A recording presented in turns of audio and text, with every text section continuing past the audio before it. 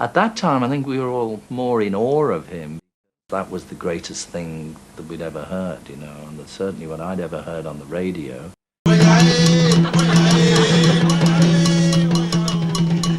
After a while, I remember thinking, well, you know, we've met all these people, we met all these film stars and presidents and queens and kings and, you know, we just about met everybody, but there was very few people who actually impressed me. Coming out of this old steam radio period, but he came right through the whole thing, whereas you look at the rest of showbiz, particularly English showbiz, you know, because this happened to the Beatles too, that we came out, we were quite happy to be rubbing shoulders with, you know, Vera Lynn or whatever, you know, Cliff Richard.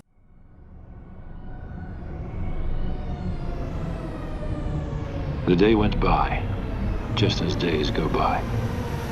I killed it in accordance with my primitive and withdrawn way of life.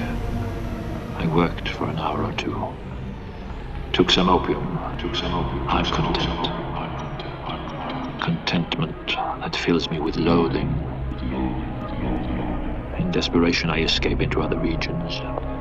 If possible, on the road to pleasure.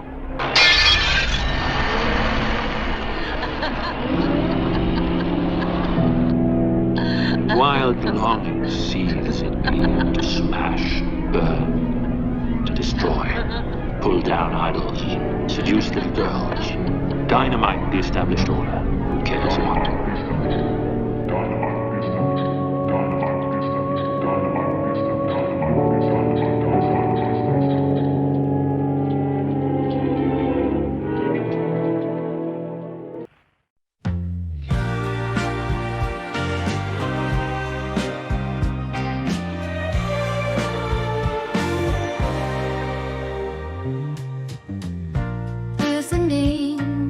Whispered in the wind, Henry Darker, tell me where you've been. 314, they keep on saying, a shadow or a man, no one is paying. In the fog, he walks unseen, a mystery more than just a dream. Echo in the night. Is he wrong or is he right? Who is Henry Darker? 314, a tale we've never heard before.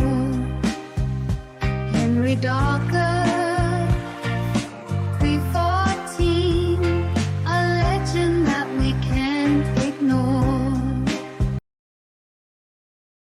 His talent as a performer began to emerge without a doubt during the war, when he was out in the Far East and Singapore and so on with the army troops, very much like It Ain't Half Hot Man. Very campy, very theatrical. I'm a lady policeman, I'm ever so ladylike. Oh, I'm ever so ladylike. Ta-ra-ra. When I draw me truncheon, nobody gets a strike. Oh. In his element, singing these real old pub songs, and he loved them. I think he felt very safe and secure with that kind of environment. Although creatively gifted, was impulsive, undisciplined and domineering. And with the group bankrupted after their UK tour, original guitarist and bassist jumped ship, exhausted by their treatment at the hands of their bandleader. New guitarists quickly drafted in as a replacement. They entered the studio to record a new version with fresh material thrown in, and with Frank Zappa as the producer. I found him very easy to work with. I mean, I was never a threat to him work-wise, in the sense that I was always his feed or a person feeding stuff to him.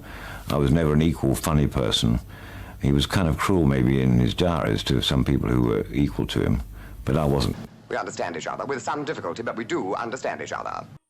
Disc magazine journalist Penny Valentine wrote, from their LP, a perfectly brilliant piece of beautiful understatement, but really the truth is that they are enormously talented.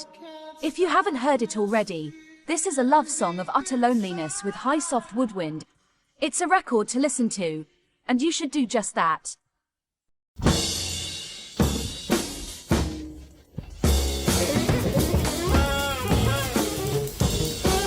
I don't want to be a loom,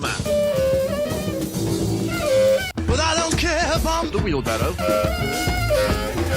Don't wanna feel The chicken coop. but I don't care if I feel. Goose restrictor. I just wanna be. Goose restrictor. Goose restrictor. Goose restrictor. Goose restrictor. Goose restrictor. Goose restrictor.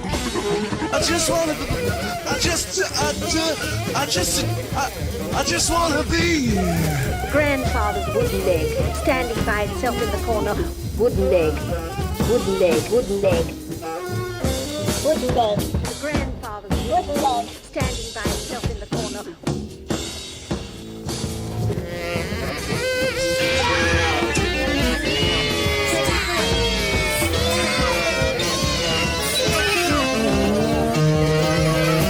Goose restrictor. Goose restrictor. Goose restrictor. Goose restrictor. Circle. And I remember trying to get my eyeballs to roll in one direction and then stop them in mid-thing and roll them in the other, and I could not control them. That was really scary. I had already been listening to things very close to that. Not Albert Ayler, not Pauline Oliveris, you know. Those were things that I hadn't heard. But I think I'd been listening to those things longer than just that period. He was too versed on it, you know, right from the get-go to just think that he, you know, in a month started listening to these things and just, because he could call off tunes, you know, from way back. So I think maybe him and Frank, I don't know about that, were listening to some fairly avant-garde stuff way before I showed up. Went straight to the point. I mean, I just think he was brilliant at doing that. The most dreadful thing that ever happened between us, really, was ages later, I saw him in the street, and I was having a party, and I said, "You must come." And he did come, but it was such a riotous, crowded party that we never heard the bell. And he did come, but he didn't get in. And that was terrible. And I don't think he ever forgave me for that. Fucking stupid bitch. It was just very direct, arched, theatrical, Queen. Mischief. That's his enduring quality. That's why the kids like him, that's why the teenagers like him. That's why you continue to like him. Was he a gutter snipe or was he a toff? Or was he in some strange way both? Well, of course he was in some strange way both. And I think that dated back to his childhood, where he felt himself to be something of a changeling, some sort of princely character who'd been dropped in on this rather unfortunate and rowdy inner-city family. When he wanted to work with you, he was more than the easiest person to work with. But I want my money back on this pie. It's fucking disgusting. It was joy. If he didn't happen to feel like it, it was the most hateful thing that I can possibly think of. It was like trying to work with, I don't know, a tank. 10 pence. Hey, fuck off, it was half a fucking crown, that.